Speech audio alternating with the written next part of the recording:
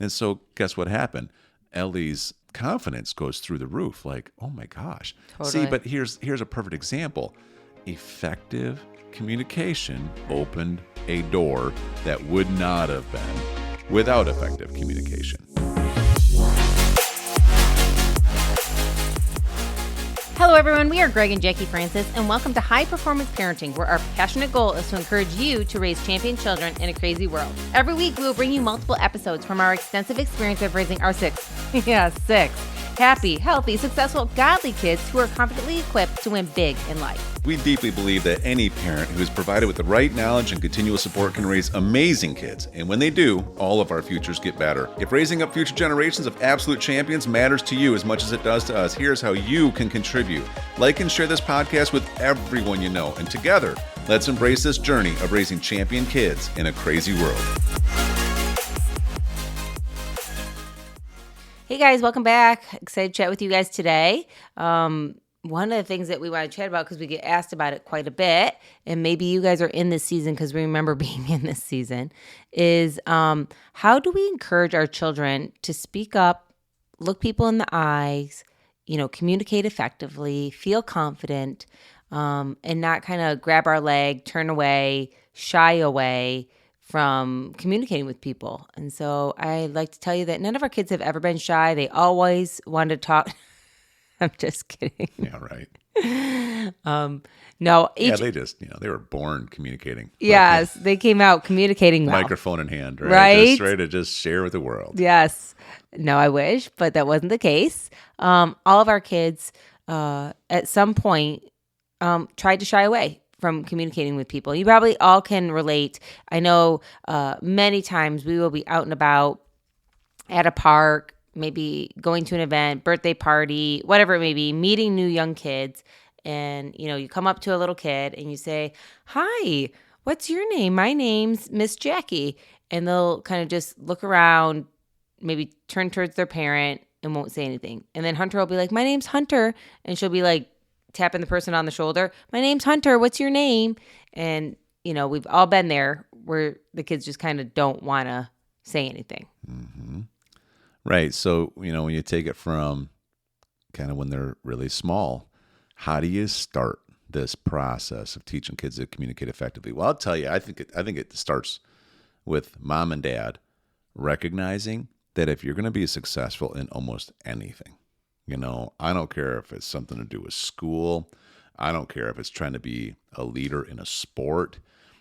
If you're going to try to ever run a business, if you're going to try to get promoted within your field, you're going to have to learn how to communicate, because it is one of the most important skill sets you can learn. Effective communication, which then leads to influential communication, is huge, and it is not something somebody's born with. It is a skill that anybody can learn.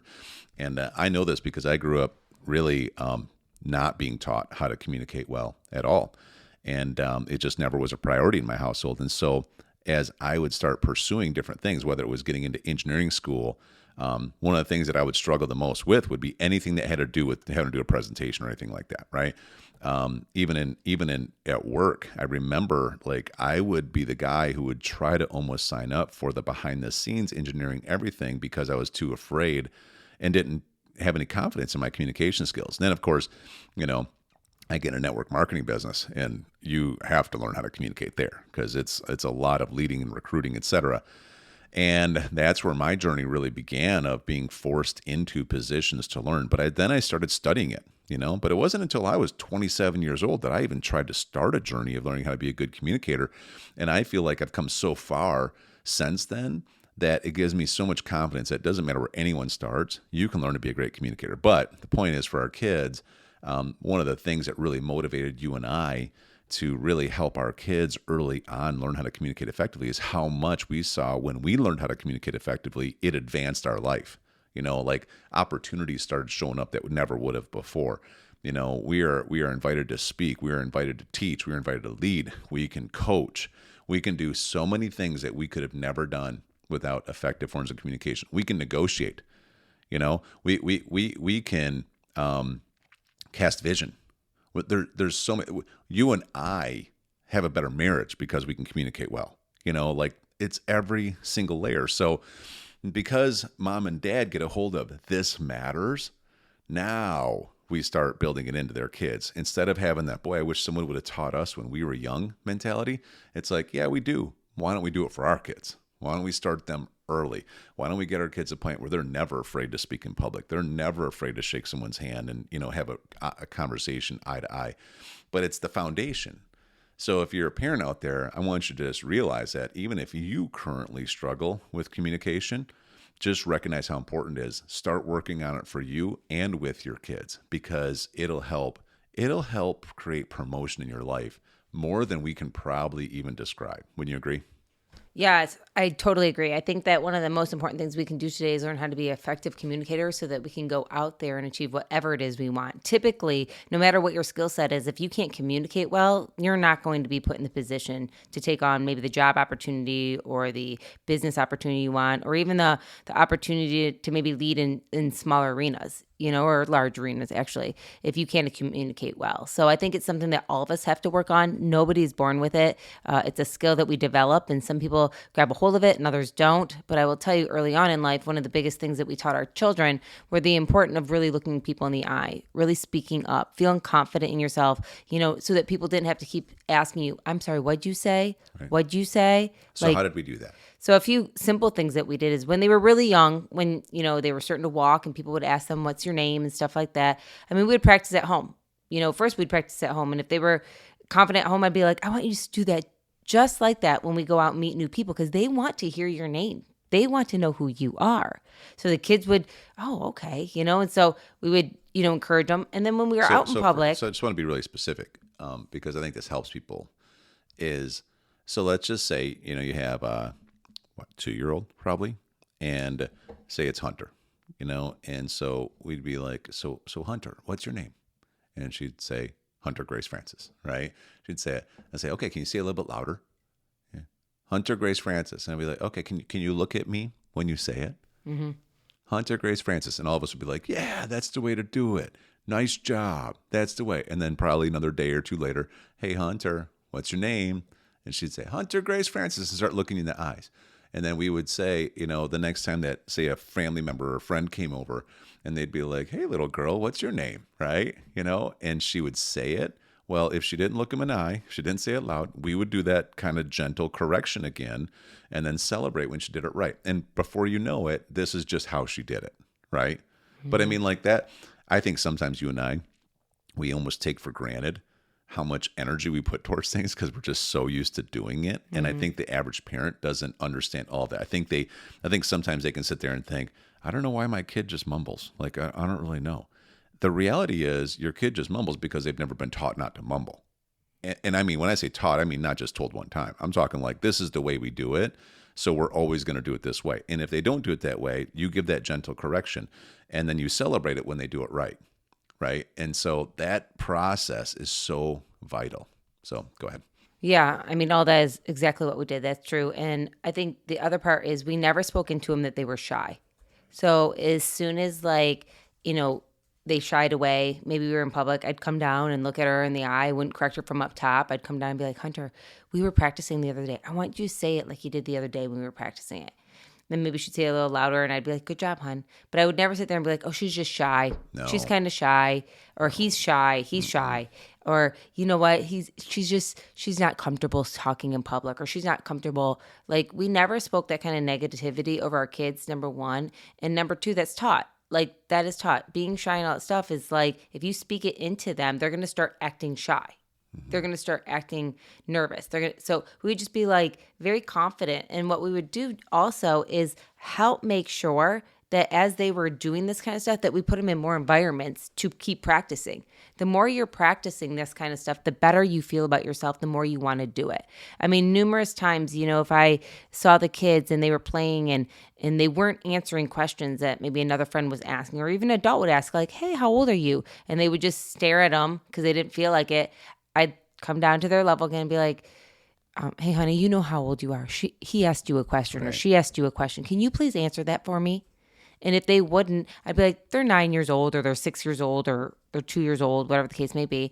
And then when we get home, I'd just explain to them again, especially when they became of age where they could understand. I'd be like, hey, I just want to teach you something. I want you to understand something. Which is probably what, 6, 7 Yeah. years old? Mm-hmm. I just want you to understand something. When somebody asks you, like, what your name is, how old you are, where do you go to school, what your favorite color is, they're trying to get to know you. And if you don't respond back, that's rude. And do you know what rude means? And then I would explain to them what it means to be rude or to be disrespectful, or what it means to like shy away from something. And I'd be like, that's not who you are. You're not a rude person.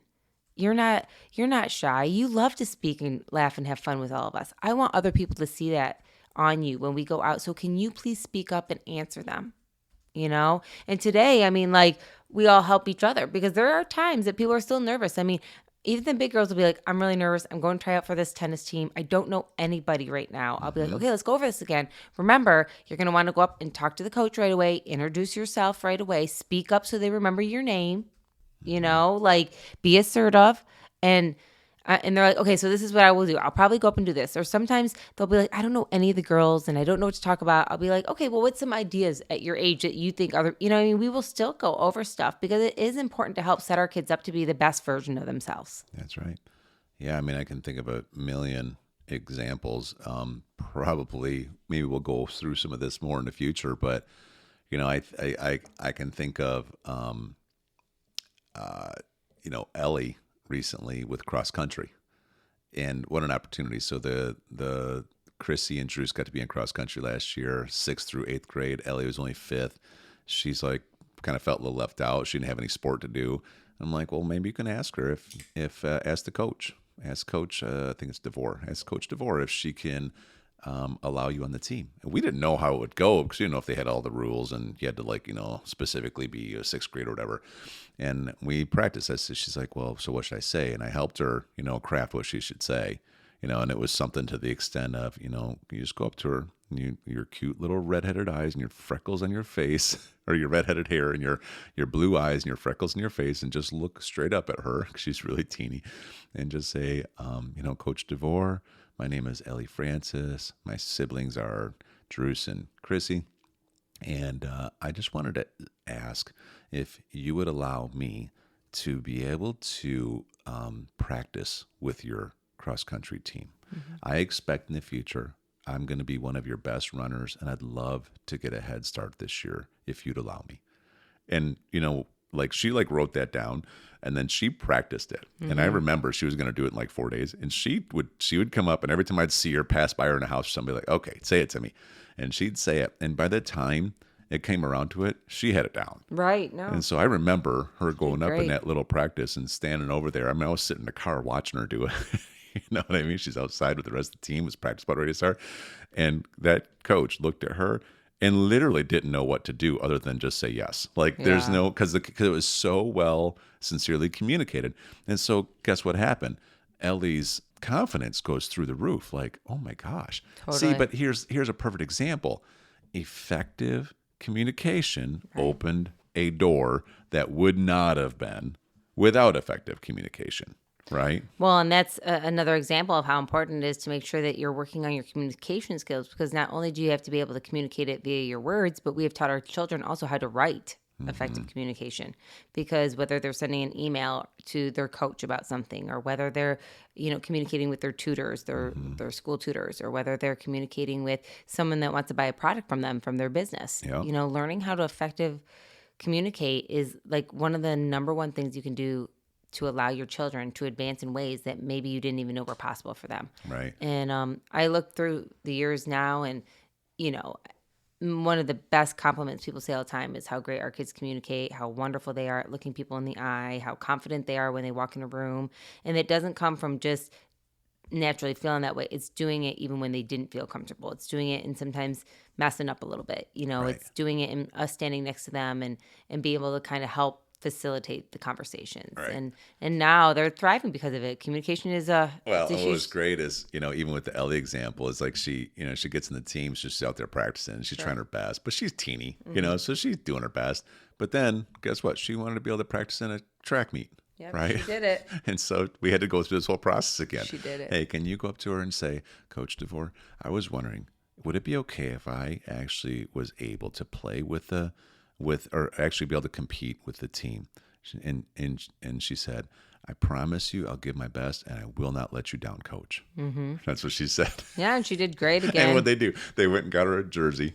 Yeah. Right? She officially became part of the team, unofficially. And then she was in the team picture at the end of the year. Put her in the team picture. Right in the middle, no less. So she's super cute and confident that she can do more of that. You know, she did awesome. Anyways, maybe in future episodes we'll give some more examples. I think these specific examples probably will help people a lot. Yeah, we should have Elli come on soon. We haven't had her talk for a while, so we should probably have her come on and chat. All right, we better end this because I smell something burning in the kitchen. What's going on? We're gonna go check what the kids are making. It's probably your lunch.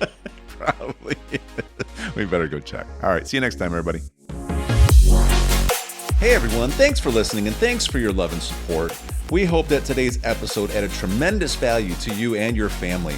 It would mean so much to us if you would partner with us on our mission of helping parents around the globe raise champion children in this crazy world. To do so, simply take a moment to like and share this podcast with everyone in your network. See you next time.